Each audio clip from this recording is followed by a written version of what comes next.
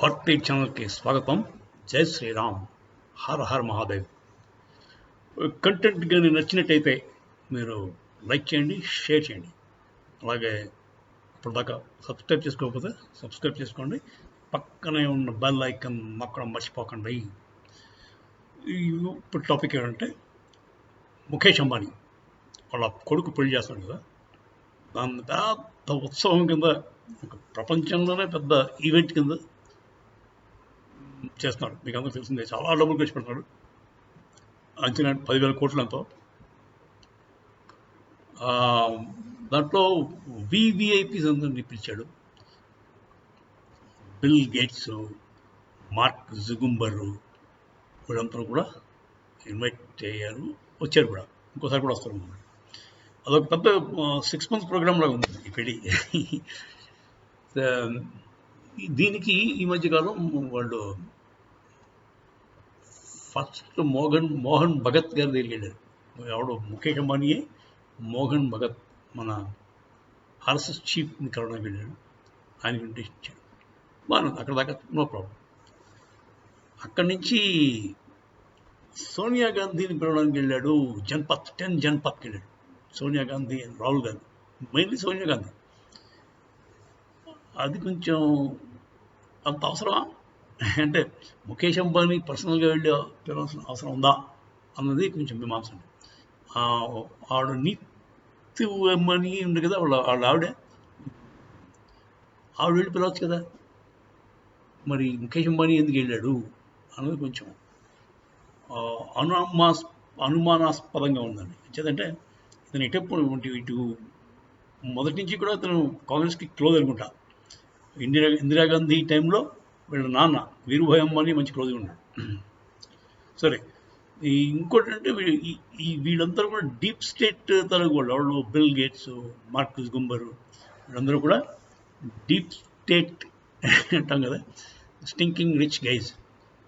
వాళ్ళు ప్రపంచాన్ని మొత్తం కంట్రోల్ చేద్దాం అని ట్రై చేసే గ్యాంగ్ అనేది. వీళ్ళతో కూడా మీకు కాంటాక్ట్స్ ఉన్నాయి. తర్వాత మరి ఆర్ఎస్ఎస్ చీఫ్ని ఎందుకు కలిసాడు? అంటే బీజేపీని ఆర్ఎస్ఎస్ని విడవేద్దామని చూస్తున్నాడా? ఆల్రెడీ చిన్న రిఫ్ట్ ఉంది, ఆ యాంగిల్లో వెళ్తున్నాడా? మరి తెలియదు. సో బేసిక్గా వీళ్ళందరూ ఉంటాం, విష్ణులందరూ ఒక చేతి చేరారంటే కొంచెం భయం వేస్తుంది. అంబానీకి ఆదానీకి చిన్న తేడా ఉందండి. ఆదానీ మోదీ గారికి ఫుల్ సపోర్ట్. అలాగే పోర్ట్ కాంట్రాక్ట్స్ అన్నీ కూడా అదానీకి వస్తాయి. అదానీ గ్రోత్ కూడా చాలా ఫినామినల్గా ఉంది ఈ మధ్య కాలంలో. అంబానీ కంటే కూడా ఫాస్టర్ గ్రోత్ ఉంది. ఆబ్వియస్గా మోదీ గారి సపోర్ట్ ఉంది. కాకపోతే వాడు ఏం చేస్తున్నాడు? గవర్నమెంట్కి హెల్ప్ చేస్తున్నాడు. ఇప్పుడు చైనా చుట్టూ మన మన మన ఇండియా చుట్టూ స్ట్రింగ్ ఆఫ్ పర్ల్స్ ఎలా ఉన్నాయో, చైనా వాడు మన ఇండియా చుట్టూ వాడి స్థావరాలు పెట్టుకుంటాడు, మిలిటరీ స్థావరాలు, స్ట్రింగ్ ఆఫ్ పర్ల్స్ అంటారు. అలాగే చైనా చుట్టూతా ఏదో స్ట్రింగ్ ఆఫ్ డైమండ్స్ అది పెట్టినాడు. ఈ ఆదానీ ఈజ్ ఇన్వాల్వ్ దట్. ప్రతి చోట ఆదానీ తాలూకు హార్బర్స్ ఉన్నాయి.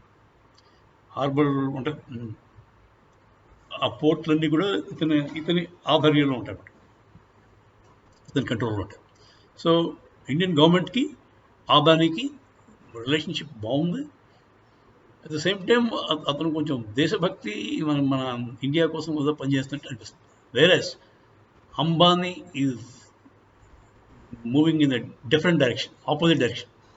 అంబానీ కాంగ్రెస్ వాళ్ళతో చేరి ఆయన కాంగ్రెస్ డీప్ స్టేట్ వాళ్ళందరితో కలిసి ఆయన ప్లాన్ వేరే రకంగా కనబడుతుంది. సో ఈ మ్యారేజ్ ఈవెంట్ అన్నిటికీ ఇవన్నీ కొంచెం ఎక్స్పోజ్ అవుతున్నాయి. మరి సోనియా గాంధీ దగ్గరికి వెళ్ళాల్సిన అవసరం ఏమిటి? ఇతను పర్సనల్గా వెళ్ళాల్సిన అవసరం అంబానీ వెళ్ళాలి. ముఖేష్ అంబానీ